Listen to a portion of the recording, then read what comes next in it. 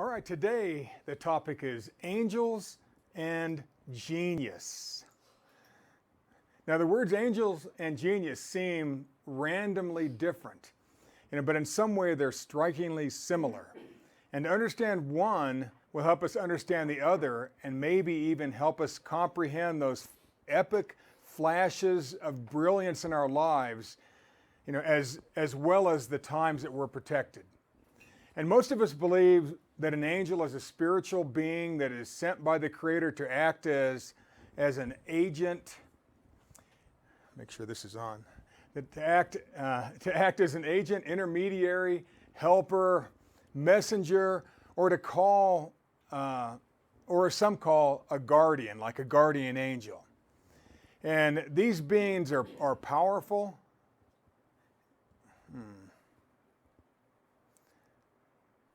This is not on.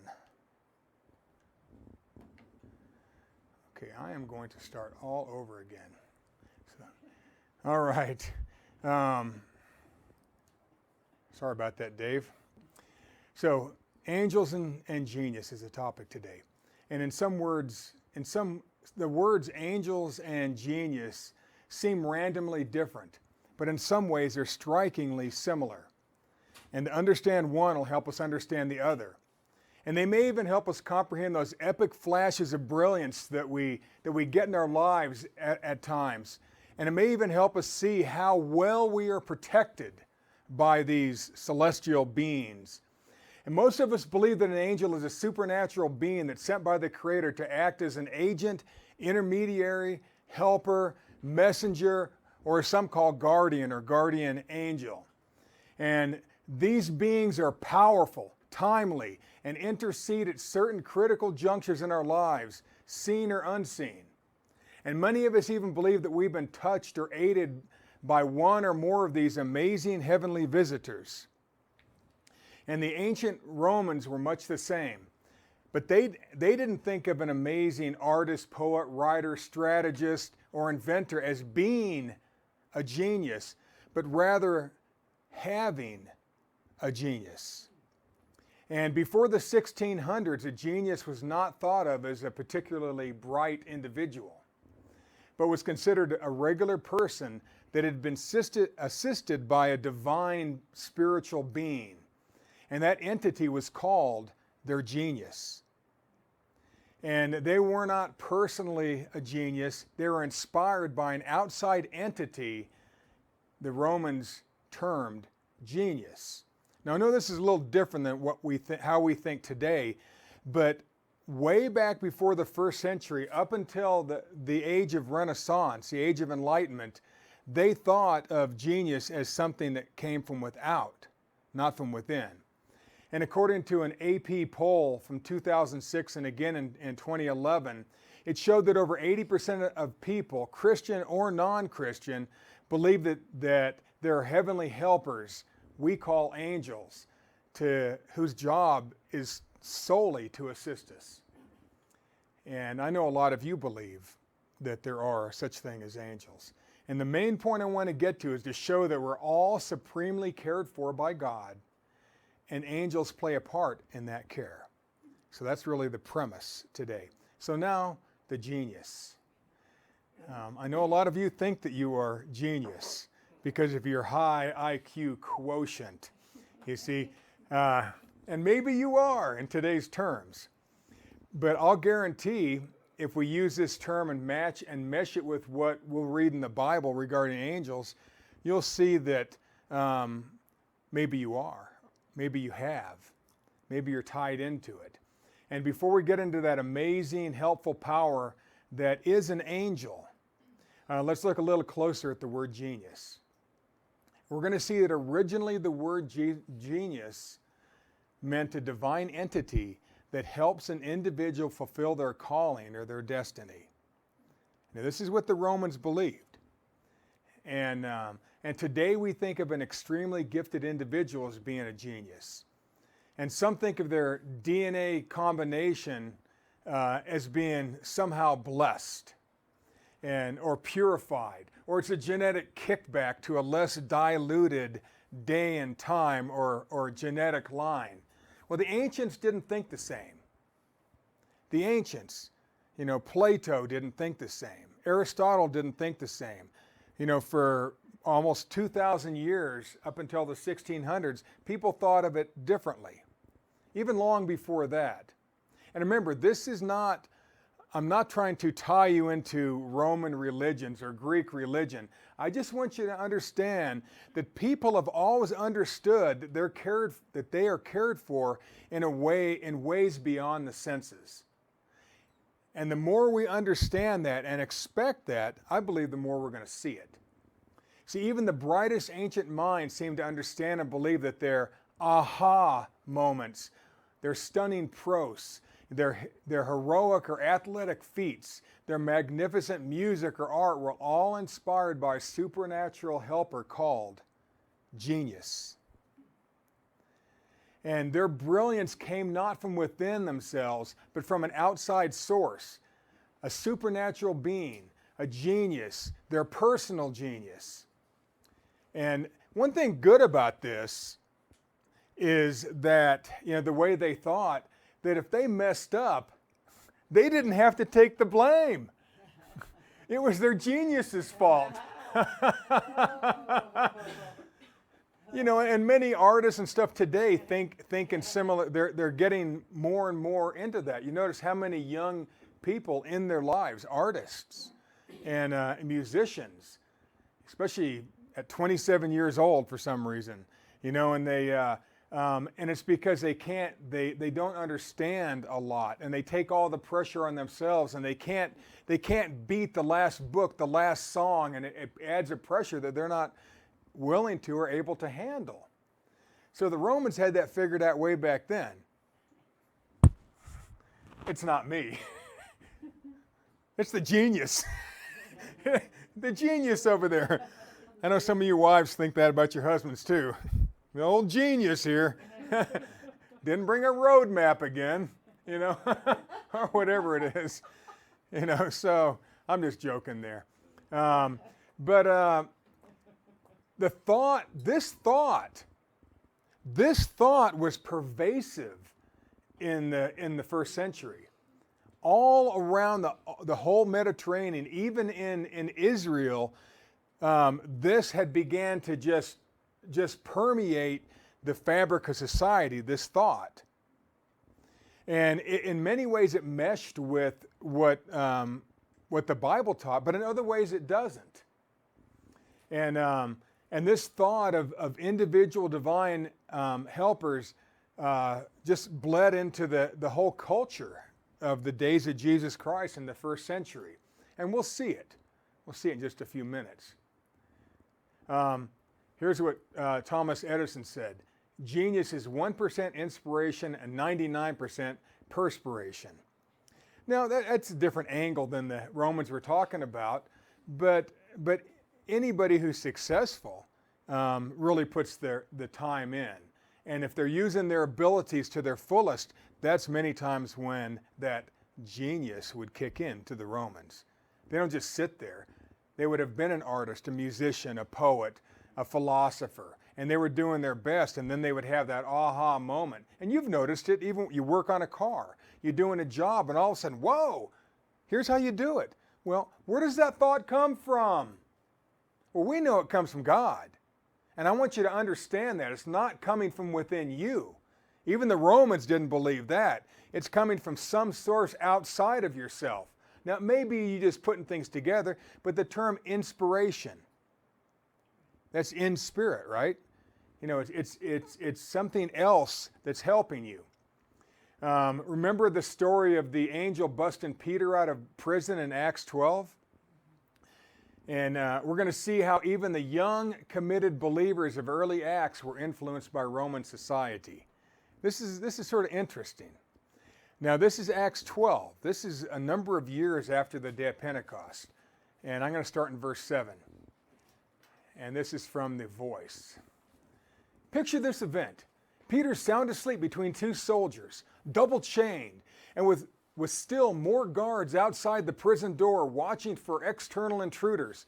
Suddenly the cell fills with light, And it's a messenger of the Lord manifesting himself. He taps Peter on the side, awaking him.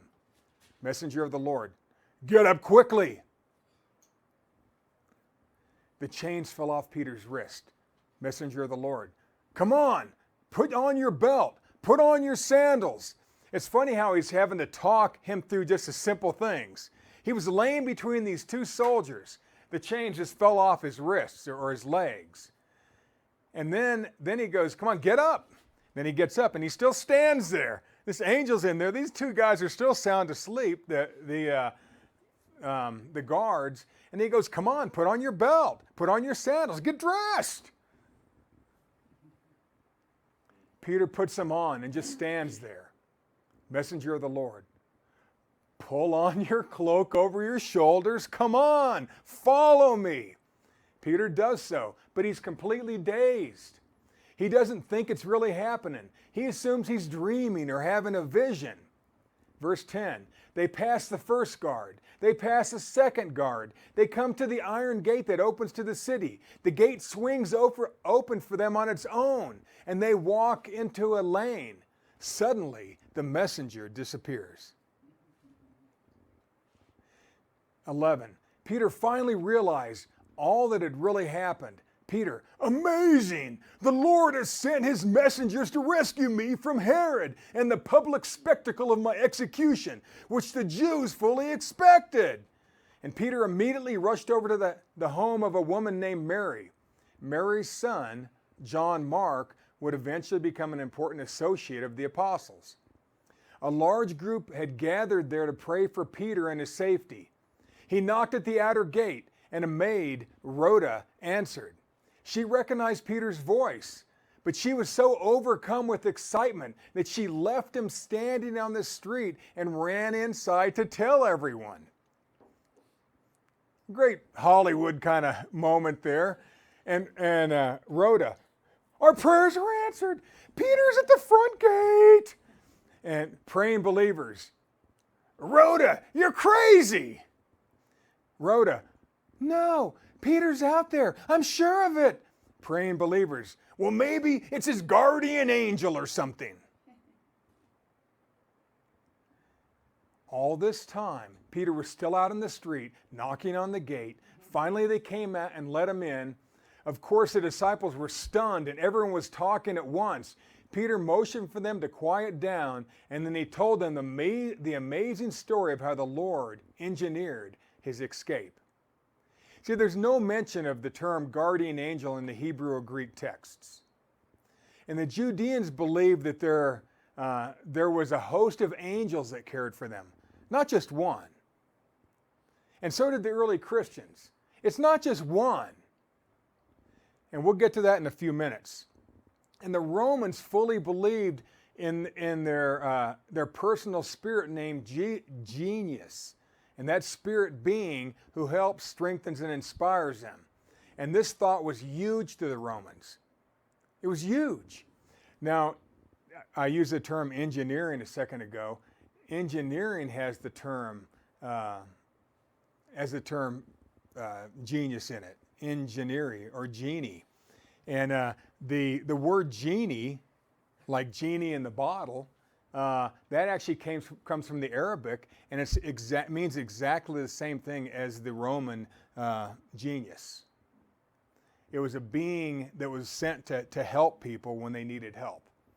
So it's that thought's been around. People knew this, but then it gets corrupted and religified, and they begin to worship this stuff. But genius comes in a lot of forms. A lot of forms. It could be art. It can be music, it can be writing, it could be mechanics, it could be sports. Before I'd even reached the timberline, which is only 1/3 up the way, up the hill, on the uphill portion of the Pikes Peak Marathon, I heard someone yell out, "Runner!" And everyone squeezed over to their right on that single track trail to allow that lead runner to fly past us, already on his downhill leg, headed toward the finish. I was flabbergasted. How in the world had he made it to the top and back down so quickly? Running as fast as a human could run downhill, he smoothly and gracefully soared past me, leaping boulders and roots and rocks, dodging us mid-pack people. This guy was magnificent, and he seemed to me superhuman at that point. It was as if he had wings and was just barely touching the ground. To me, it was a genius show of running. Now, I know there was a lot of work that went into him being able to do that, but I will never have the ability to run like that. But this guy has developed that, and so the point is each of us we all believe we're here for a particular reason, right? All of us do. And actually, if you really think about it, most of us really know what that is. It may not be to build a church or a fellowship, or to go out and knock on people's doors and annoy them. It may not mean. It could mean you're just great at your job. You touch people, wherever you go with light and truth and love. It could be a zillion things. It could be teaching the Bible. But it may not be. It may be helping people get to where they're supposed to go, to live a good life, because you built something so spectacular. You see, and so to these guys, genius, to the Romans, it was something outside them that inspired them in times of need. And Albert Einstein said, everybody is a genius, but if you judge a fish by its ability to climb a tree, it will live its whole life believing that it's stupid. And the point for that is if you have a passion for something, or know you're supposed to, or you're good at something, then do that thing. Do that thing. The Bible, in the New Testament, we call it everybody is a member in particular in the body of Christ, right? You're unique. You're a unique member. There's nobody like you. And so why don't we live that way? Why don't we let that part of us shine? And the more we live somebody else's dream, the less we're going to be fulfilled. Even the plural of genius can be written genii, Genii, which sounds a lot like I said earlier, the Arabic word for genie. And it was an invisible assistant. Hence the slight connection between angel, genie, and genius. So that's all I'm really going to say about that. But the point here is I want you to see that God designed this whole universe and this whole earth so that humankind can be taken care of. It's not just if you have the Christian name tag on. Because God lets the rain fall on the just and the unjust. God loves everybody, doesn't he? And you wouldn't believe the blogs I read where they say if you're not a Christian, God can't talk to you. I would say almost all of them. And so how could Cornelius have known anything? He wasn't born again. How could God have heard? Why would God have heard his prayer if he wasn't born? See, it doesn't make any sense. If God inhabits everything, all the universe, then he's in everybody. Nobody can go anywhere where you're not walking through God. So you think you're alone? You think your situation is untenable? Holy moly. But sometimes God needs, God's the initiator of all this good we're going to get to in a minute. But why would angels be around if there wasn't a need for them? Got to be a reason. Why are we around? Why didn't he just make, form, and create us in the future? Right? Not have to go through this hellish thing that we call life sometimes. I don't know. I know you're saying that those spirit beings that helped the unbelievers were devils and not angels. But don't be too fast to judge. Some of the greatest advances in medicine, art, music, and athletics were said to be a result of what the Romans called genius. So enough on that. Seneca, way back then, said there's no great genius without some touch of madness. And even way back then, the Romans thought of a good one and a bad one. And you see the cartoons, right? The good angel and the bad one. That's not a new thought. And you have to decide which one you're going to listen to. We do too. Paul was vexed with that in Romans 7, wasn't he? The things I want to do, I don't do. The things I don't want to do, those I do. Who's going to separate me from this dead body? It's craziness that we live sometimes. But these angelic helpers can help us at those instants that we really need it, especially if we're in tune with who we are. Because then we're right with the whole flow of godly nature, our God nature, that Christ in us. So, I think there's enough on that stuff. See, the genesis of power and inspiration was now believed to come from it's believed to come from a talented individual, not from some exterior genius, angel, or revelation. And so genius always finds itself a century too early. Ralph Waldo Emerson. Think about Tesla. You read about that guy. He was like a genius of geniuses, so to speak. But where did that information really come from? How could it just come from within? It has to come from somewhere else, this genius. And just because somebody isn't a Christian of your brand doesn't mean God can't work in them. Heck, you pray for the doctors every time you go in there. Most of them aren't Christians. God, please have the, work on that doctor, Please lay down. I mean, it's, but God's so much bigger than we think He is. So, all primitive cultures, the Arabic people, the Romans, they thought of genius as not coming from within themselves, but coming from some outside spiritual source. That's the point. I want you to remember that when we get into this angel section. The God designed, we need them. Think, no, I don't. Yes, you do. Oh, they've never helped me. Huh, yes, they have. Maybe you haven't noticed it, but I guarantee you've been helped. There's millions of those son of a guns.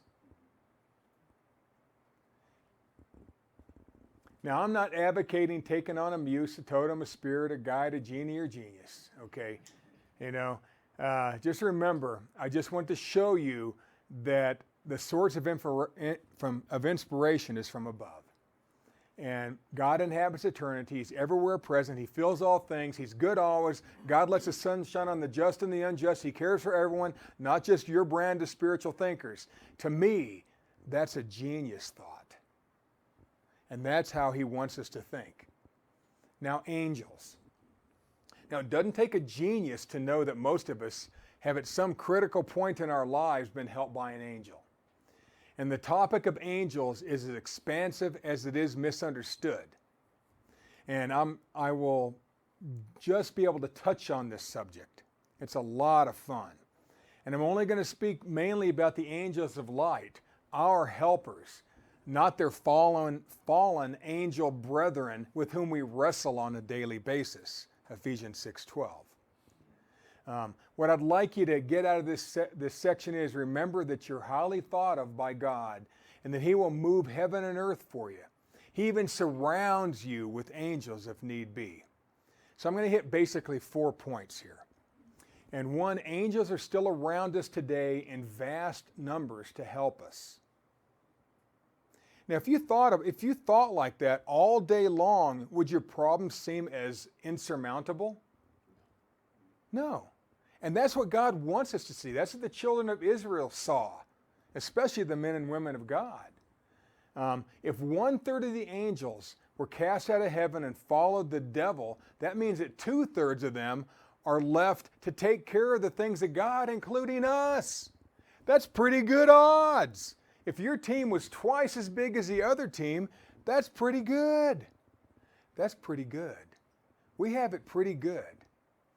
That being said, I've often been asked, if we're so supremely cared for, why do bad things happen to us at times? And so I looked that up, and I found a great quote from 2004 from Billy Graham. And he said, whenever I'm asked why bad things happen to us, I have to admit that I don't have a full answer to that question. Evil is real, and none of us are free from its devastation. You know.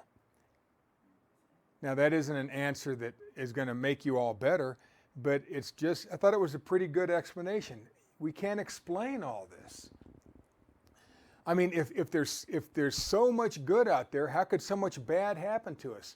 Well, it does happen sometimes. Happened to the Son of God. Got the hell beat out of him. You know, nailed up to a post. You know, tormented. People hated him most of his life. The people closest to him turned on him, even his family at times. That's not easy to take. And so I say, if you've had tough times, then the best thing is to keep looking forward instead of looking backward. You can't do anything about the past. All you can do about is right now, right?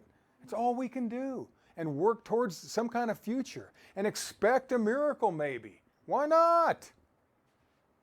If they can happen to somebody else, they could happen to us. You know, God loves us, and He can still supply our need even if it takes into eternity.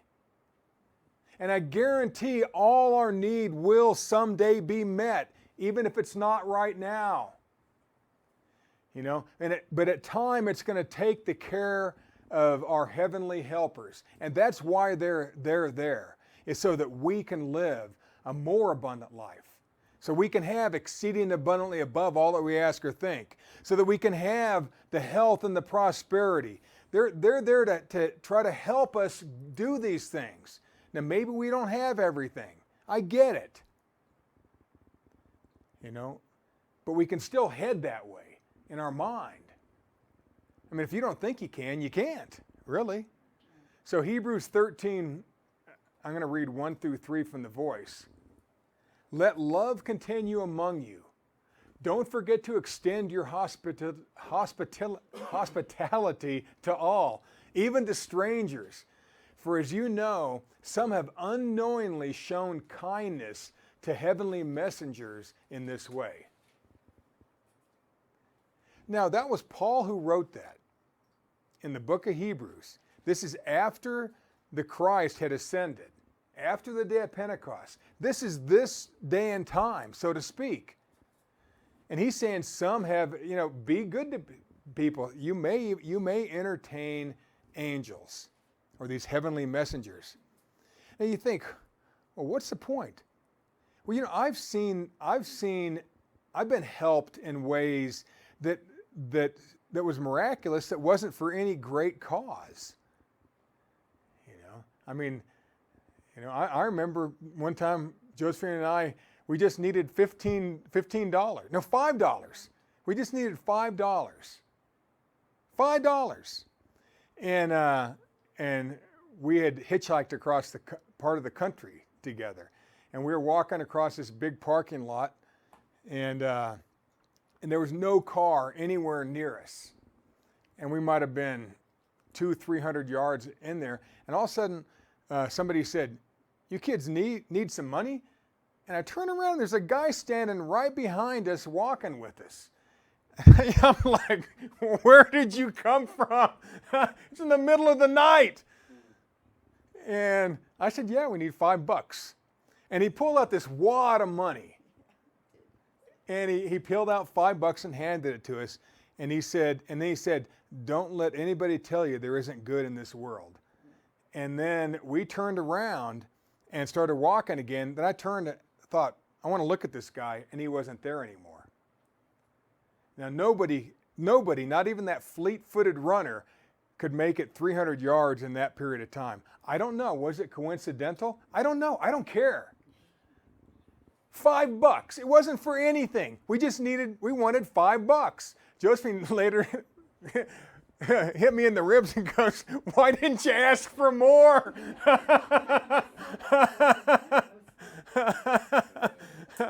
I didn't need more. I needed $5 at that time. That's silly. It wasn't for any big deal. Remember the first miracle Jesus did?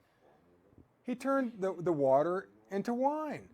What was that for? Just to bless people. There was no great healing that took place that day. It was just to bless the people at that party. What has he done with you and for you? What could he do? He'll even send a messenger to give you $5 freaking dollars. You know, I mean, it's not that, it shouldn't be that crazy.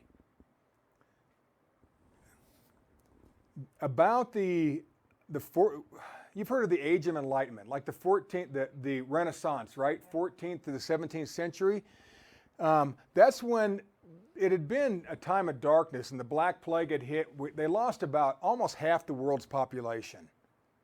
And then they started bringing in all these scrolls and stuff from the Middle East that were Arabic and that were from these scientific minds that were from the Greeks and the Romans. And they brought them in, they started studying these, and they started re-gleaning, re-enlightening themselves. But what they did is they sort of scrubbed out spirituality then.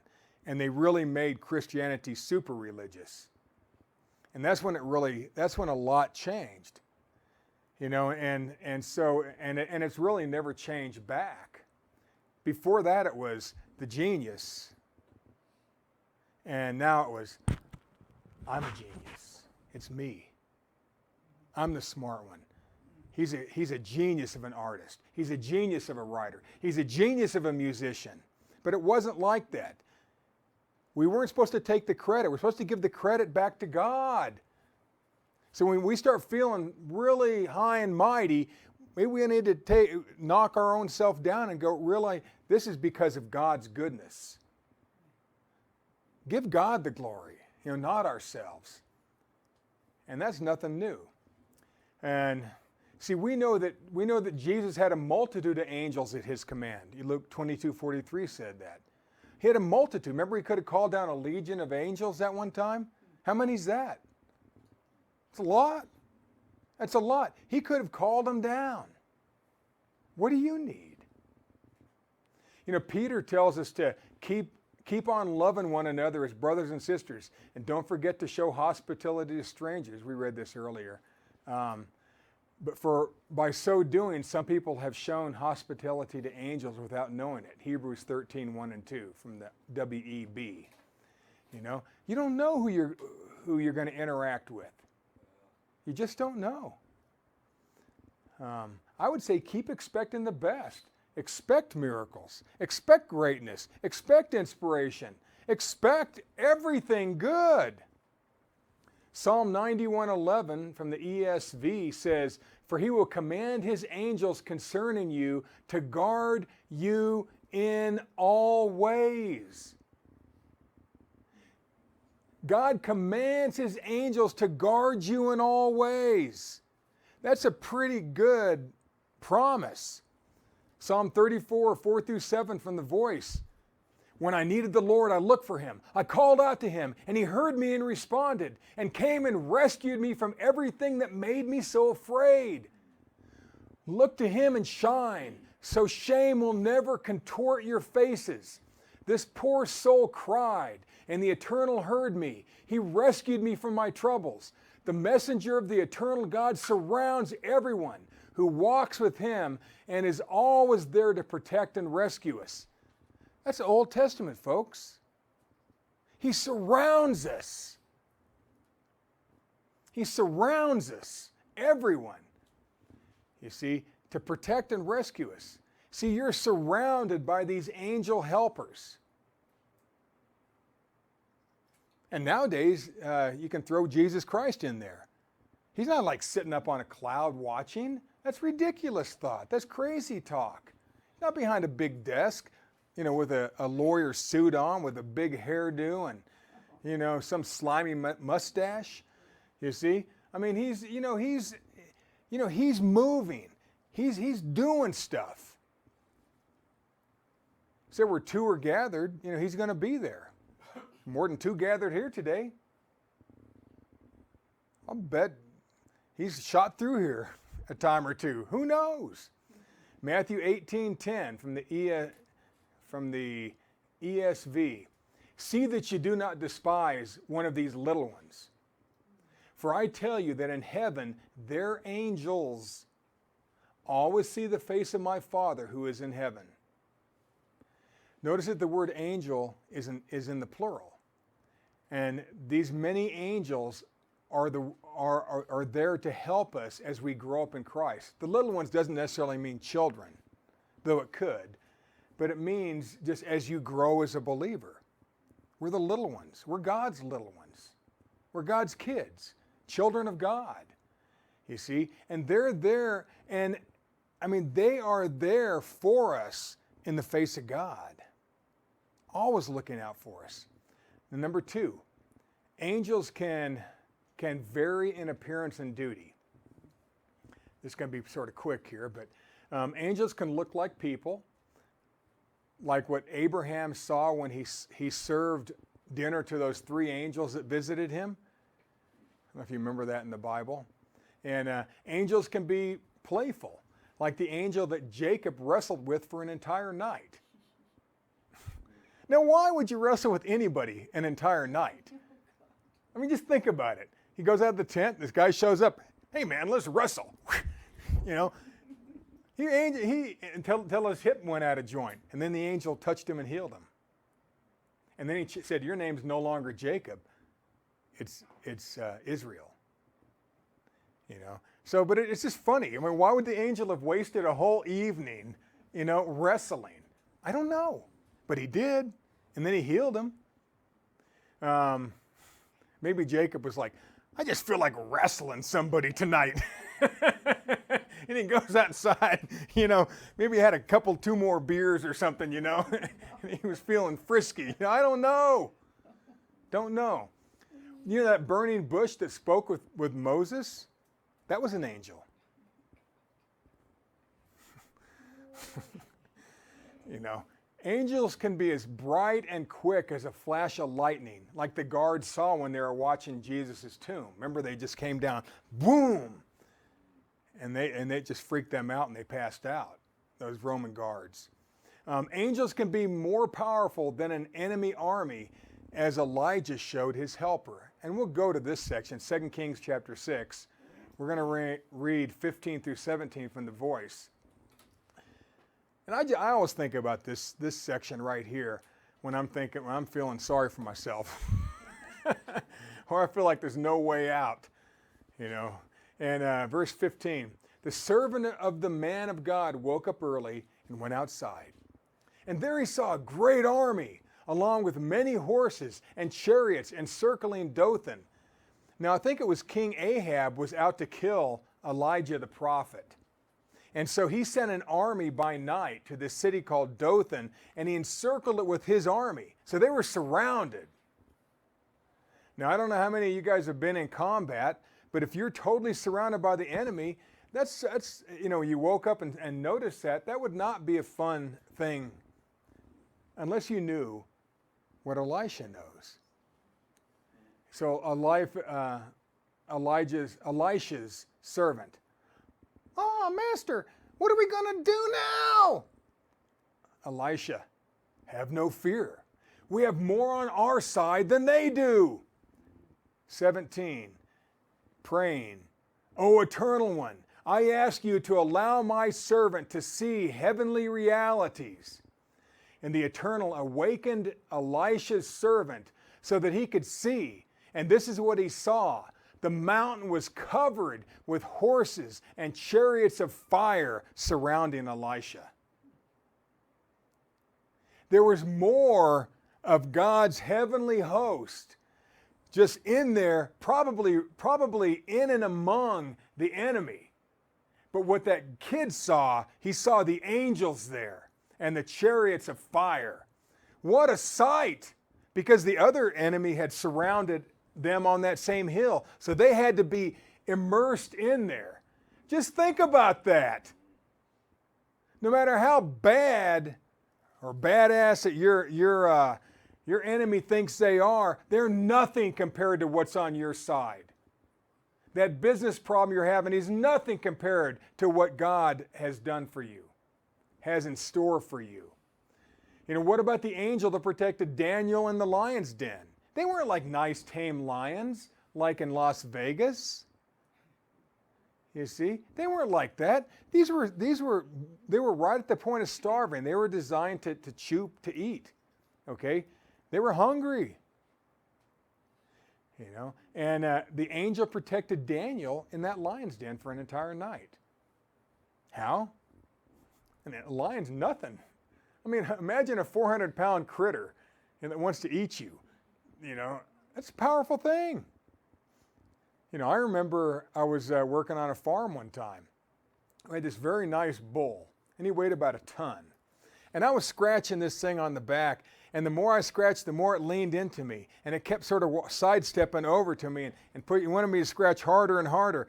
Pretty soon, I was right next to the fence, and the old farmer said, "Boy, you know, that bull's going to love you to death, you know, because it'll keep leaning on you and crush you." And I mean, they're just, even a dumb animal like that who wants you to be near it could kill you. You know, I mean, it's just it's crazy. So I remember I was working in a livestock sell barn one time, and there was this cowboy sitting on a fence. Now I was in an aisle, and I had to open gates as the animals that were just sold were putting in. They had to be put in certain pins, and then they'll come and pick them up later. And so nothing was happening in my aisle. It was happening with the goats or the hogs or something down the way, and I had the cattle. And in this one pin was these Brahmas, which are these humpback, you know, things, and they're a little frisky. And this cowboy was sitting on the fence, and he was throwing rocks at their heads. Not nice, but he just wanted to see them get riled up. Well, they got riled up, and they hit this metal gate that I was standing next to. It swung open fast, and it hit me in the head, and it knocked me out. And I'm laying there in this whole aisle of cow manure, and all these Brahma bulls and stuff were just stomping around, jumping all around me, and they never touched me. Now, I don't know if that's normal or not.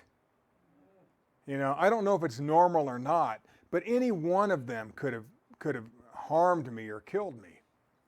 You see, was it an angel? I don't know. I don't know. Was it a coincidence? I don't know, and I don't care. You can call it whatever you want.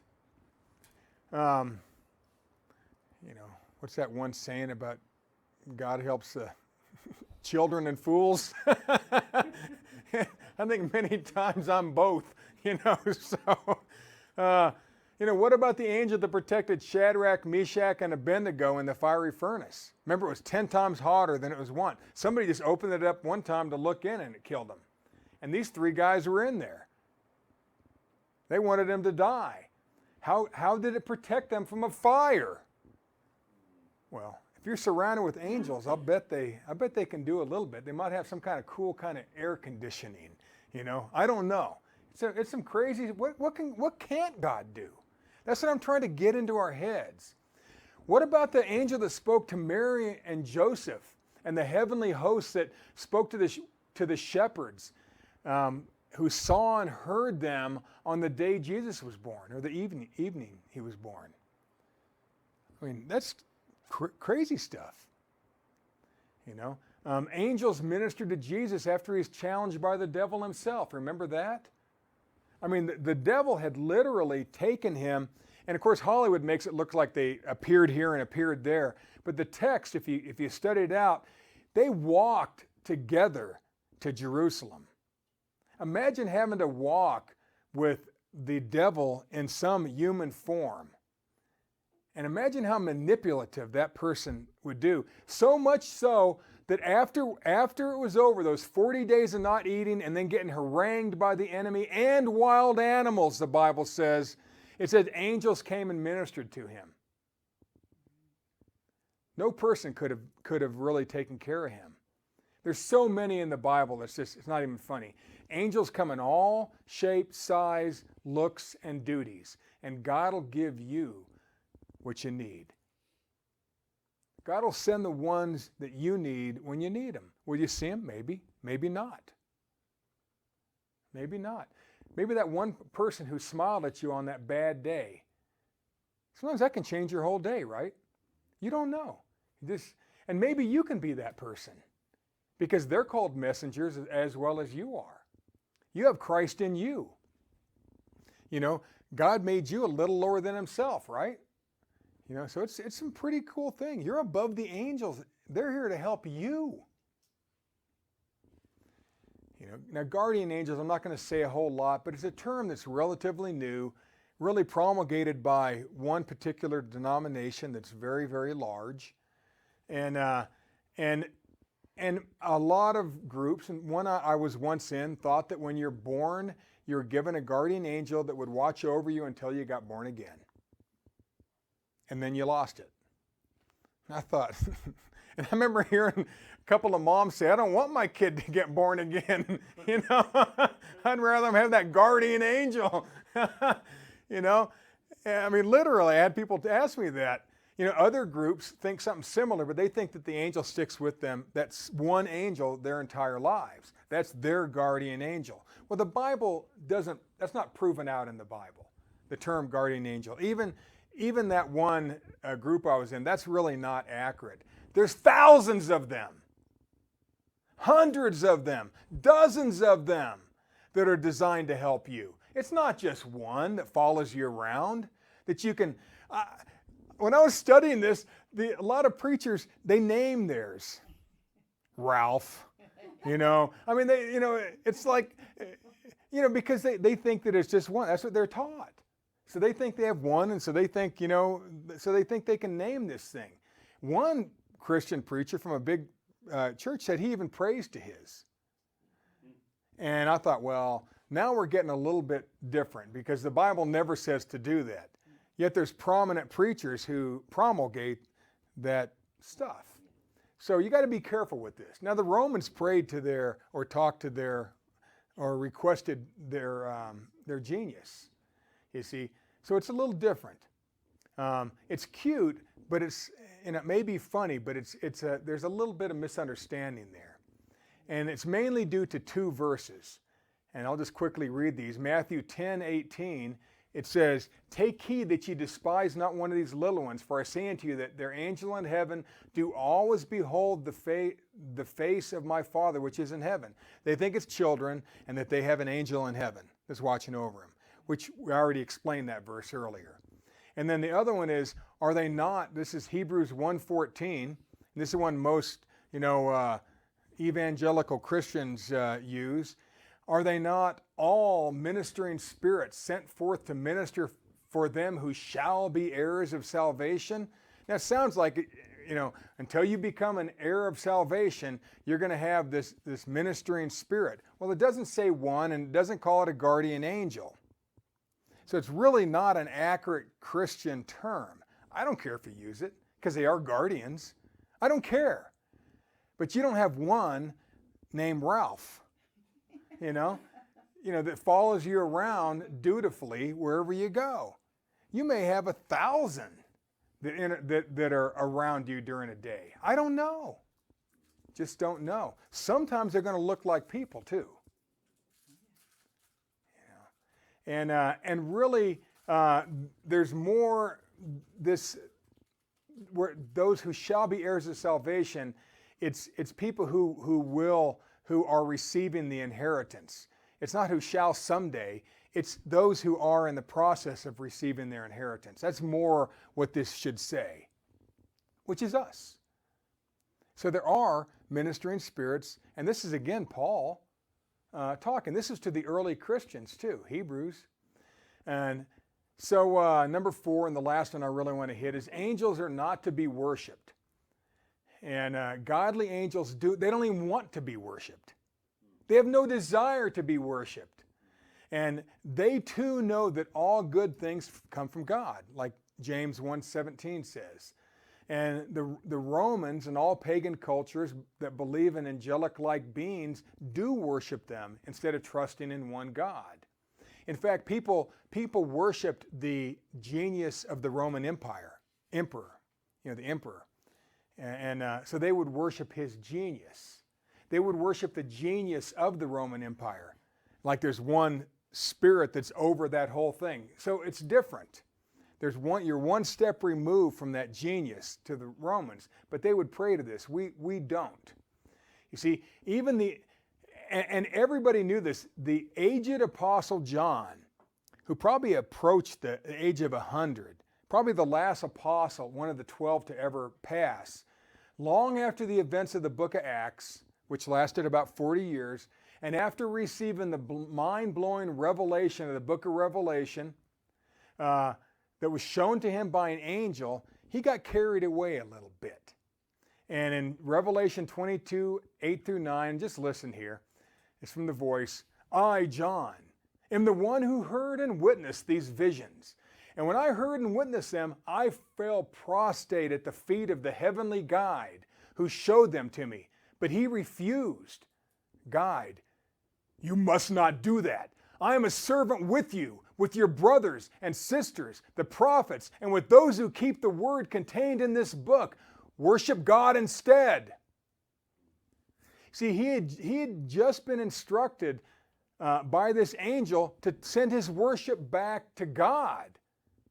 Now, what's weird, if you read chapter 19, he does the exact same thing, and that angel told him again, don't pray to me.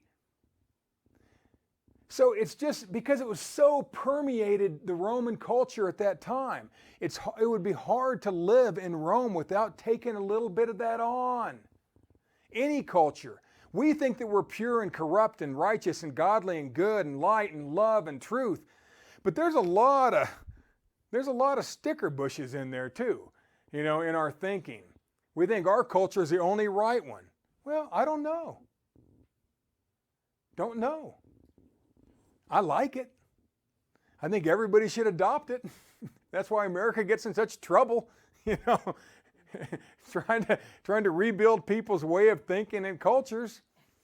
You see, now again, this angel told him, don't do this. Now, Revelation 19, I'm not going to read it, but it says the same thing in verse 10 and 11. But one thing it says in verse 11, it says this spirit, this angel told him, don't worship me, give it back to God. And in verse 11 it says, and I saw the heavens opened. And that's when you started getting the revelation. If you want to see the heavens open, then pray only to God. And he's going to send in angels if you need them to help you in ways that only they can do. They have to be here for a reason. Maybe it's just to beat off the devil spirits that are trying to mess up your life. I don't know. I'm sure that's part of it. So in conclusion, the words angels and genius seem randomly different, but in some ways they're strikingly similar. And to understand one will help us understand the other, and maybe even help us comprehend those epic flashes of brilliance in our lives, as well as us see more clearly those times that we were protected. Did I share the story about being under the car? When I lived in another state, Josephine had an Oldsmobile, and I had it up on 4 jack stands, and all the wheels were taken off of it. And I was working under there doing something, I don't remember what, and I heard this voice from outside the car, or from outside, and it said, roll out. And that's all I heard, those 2 words. And so I wasn't sure if there was somebody standing out there or what, so I rolled out from under there. And the second I rolled out and got clear of that car, the jack stands crumpled and the car crushed to the ground. It would have smashed me. I never saw anybody. And how would they have even known that the jack stands were going to do that? Is that an angel? I don't know. Probably. Is it coincidence? I don't care. You can call it whatever you want. I just know that I've seen stuff like that happen more times than not. You see, so, we are protected. And most of us believe that an angel is a spiritual being that's sent by the Creator to act as an agent, an intermediary, a helper, a messenger, or as some call, a guardian angel. The Romans called it their genius. And these angelic beings are powerful, timely, and intercede at certain critical junctures in our lives, seen or unseen. And most of us have been touched or aided by one or more of these amazing angels. Sadly, even with all this amazing help, at times our lives don't turn out like we think they should have, because we still have an adversary. We have a tenacious and a deadly enemy. And for some of us, our loved ones, it's some of us or our loved ones, it's going to take until the gathering or after to really see this true deliverance. And for some of us, it won't take that long. I don't know. But know this, there will absolutely, positively come a day when we will no longer have this negative spiritual pressure. And that is what we humans will once again, that's when we will once again live in paradise. And it's going to happen, folks. So I'm going to read Revelation 21:4, final verse. And God shall wipe away all tears from their eyes, and there shall be no more death, neither sorrow, nor crying, neither shall there be any more pain, for the former things are passed away. What a day that's going to be, folks. What a day that's going to be.